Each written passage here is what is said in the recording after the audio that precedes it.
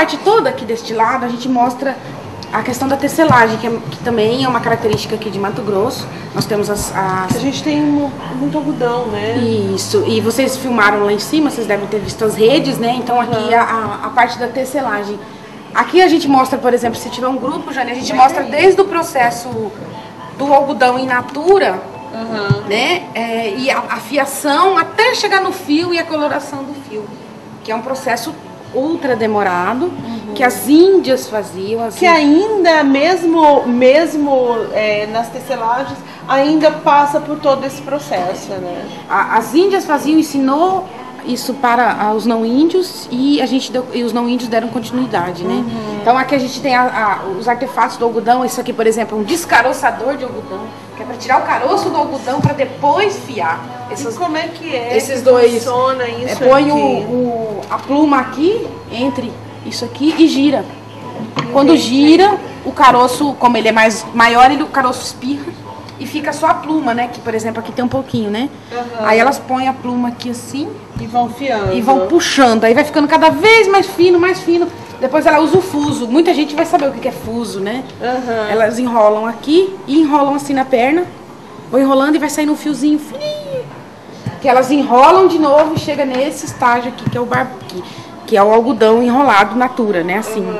Que é tipo um barbante, né? Isso. Desses aí que a gente E disso aqui ela tapete. Ela vai pro tear e faz o tear que a gente chama. E aqui é o tear. Aqui é o tear manual. Ela pega aquele algodão, passa pra cima, pra baixo, de baixo pra cima, depois na horizontal e vai tecendo, né? Aqui ela já teceu, ela já começou a tecer. Gente, a gente tava vendo uma interferência aqui. É que tem um rádio aqui. De quando esse rádio? Esse rádio é de 1960. 1960. Ele também foi restaurado. Ele também. Olha que bacana. A gente estava escutando uma música, não sabia de onde. Ele também foi restaurado por fora pela Cleusa e por dentro, né, numa empresa específica de restauração.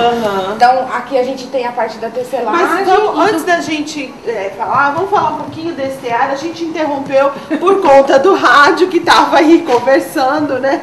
E aí, esse é o tear. De lá, elas colocam nesse tear aqui para fazer as redes. Isso. Quando essa passagem de fio de cima para baixo, de baixo para cima, chama urdir. Ela tá urdindo, que ela quer, é isso aqui, quer montar. Ela montou primeiro. Depois ela passa o liço, que é esse negocinho aqui, que ela vai contando quantas linhas tem cada coisinha desse aqui, ó. Gente, vocês têm noção daquela rede que você compra para deitar, o trabalho que dá? Às vezes a pessoa vai comprar e fala, muito caro, né? Quanto tempo para fazer uma rede? Se a redeira estiver sozinha, uns 2 meses. Sozinha. Mas elas não trabalham sozinhas, né? Elas trabalham geralmente a mãe e a filha. Cantam, contam histórias, tem todo até o rádio tá colocado aqui estrategicamente, porque assim, elas trabalham com o rádio ligado, né? Aí elas não ficam vendo televisão, elas ficam escutando o rádio. Então a gente colocou estrategicamente o rádio perto do tear, que é para fazer esse ambiente, né, que elas trabalham. Que depois bacana. elas tem vão. Um banquinho aqui. Isso. Mas de verdade elas sentam no chão. Mas é porque elas começam de baixo para cima, né? Essa aqui já é uma rede pronta. Já é uma rede pronta que a gente não vai desmontar aqui. A gente tem imagens aí de outras redes que foram feitas desta mesma forma. Dá para fazer tapete, caminho de mesa, dá para fazer várias coisas nesse mesmo equipamento que é o tear manual. E nessa parte aqui a gente mostra mais a questão do cotidiano, né? Que é, como eu falei, o rádio. Mas eles daqui é um tacho de fazer rapadura? Rapadura. Esse tacho, a gente também não, como a gente estava falando no início, nós não temos quem fez nem quem doou. Porque ele já veio no acervo do museu lá de 1975. Mas ele é um tacho de cobre, né? Todas essas peças, essas 3 peças são de cobre. O que é essa peça aí? Essa grande é o alambique, para fazer cachaça. Então, essas 3 peças aqui, elas devem ter aí, no mínimo, 150 anos.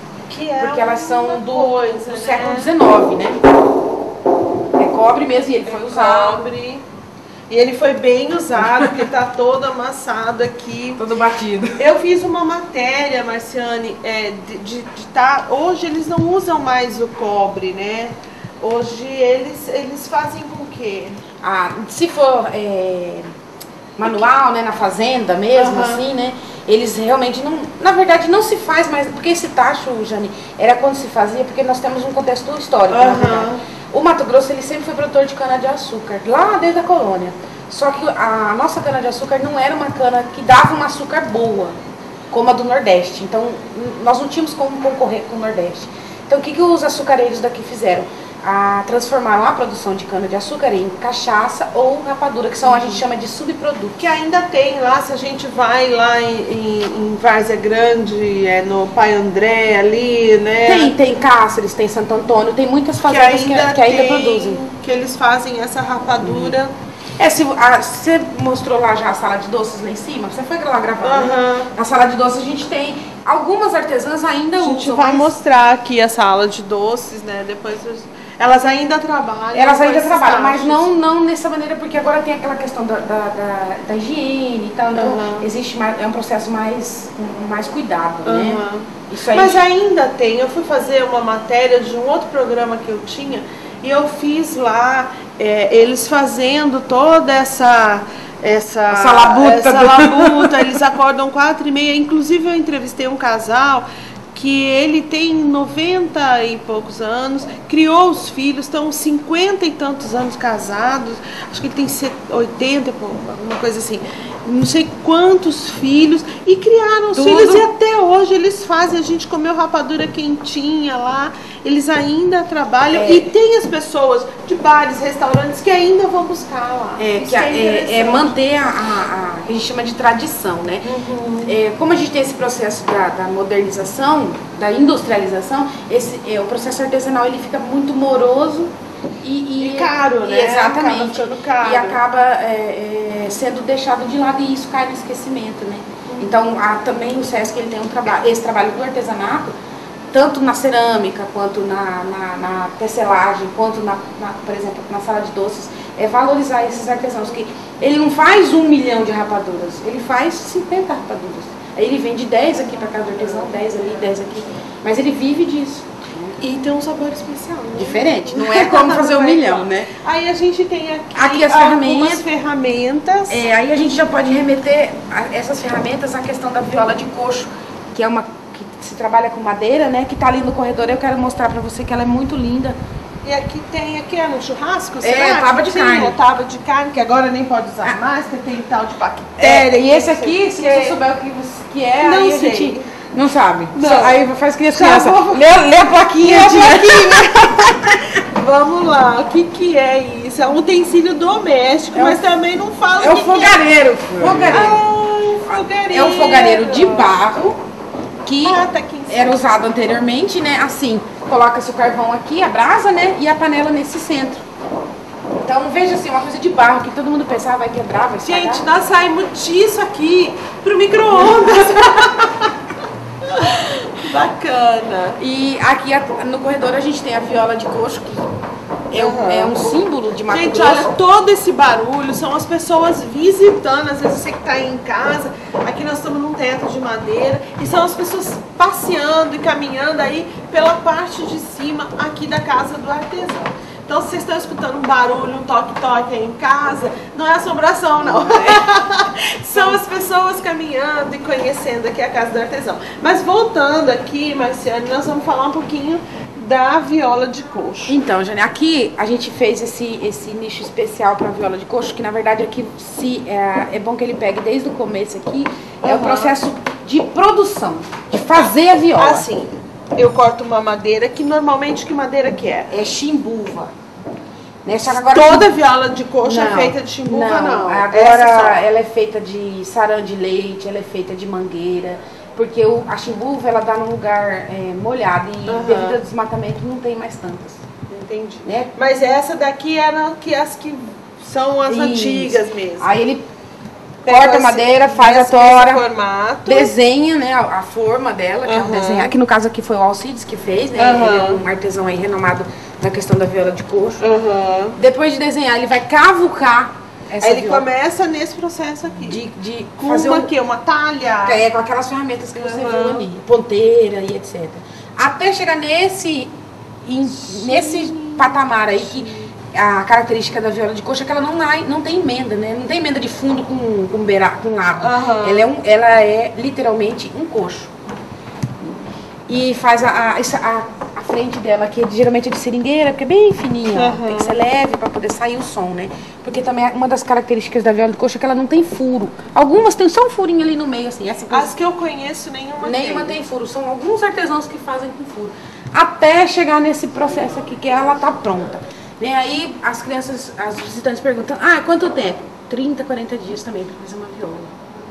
E a história da viola de coxo utilizadas hoje ainda pelos violeiros. O cururu é especificamente tocado por homens, né? E com a viola de coxo, o ganzá e o mocho, que também, na verdade, o modo de fazer da viola de coxo se tornou patrimônio imaterial do Brasil. Né? O IFAM, que é o Instituto Nacional do Patrimônio Histórico, ele fez um dossiê desse modo de fazer que a gente está vendo aqui.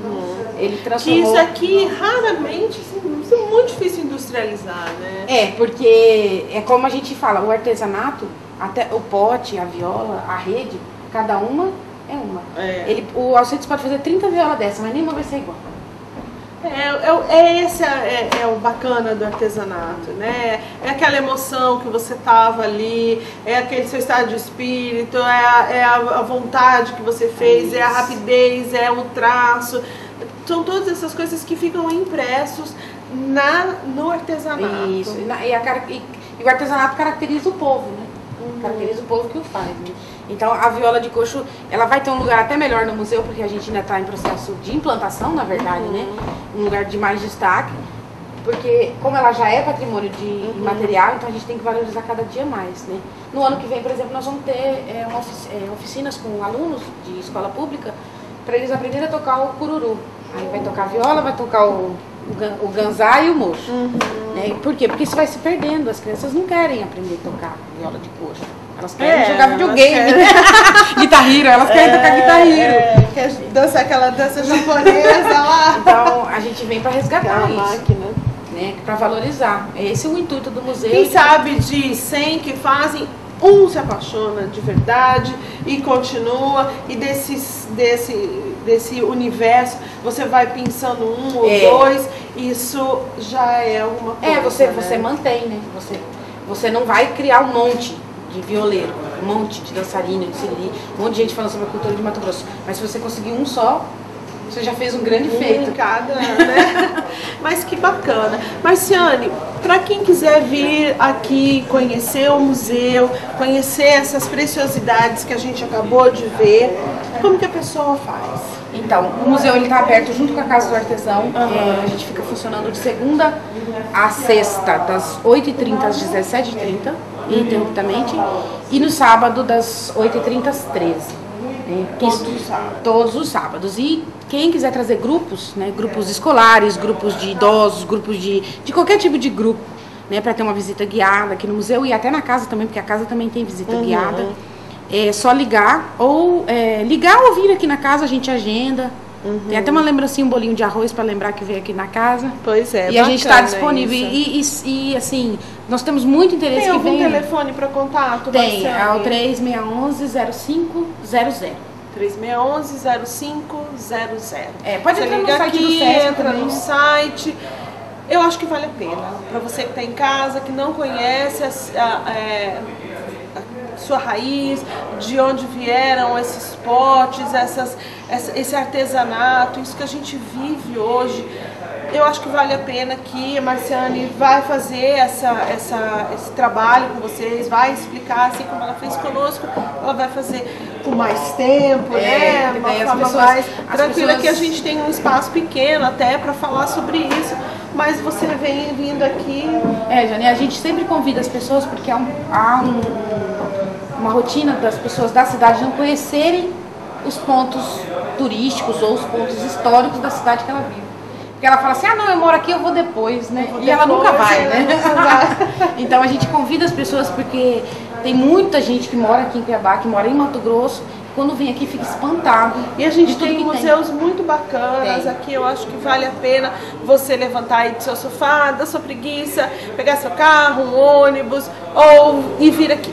Chegar aqui e conhecer um pouquinho desse artesanato. Marciane, adorei. Obrigada, viu? Obrigada a gente está você. sempre à disposição aí e vamos continuar curtindo as nossas coisas e gostando. E se você tiver alguma sugestão de pauta, mande um e-mail para programadiversos@gmail.com. E eu te encontro por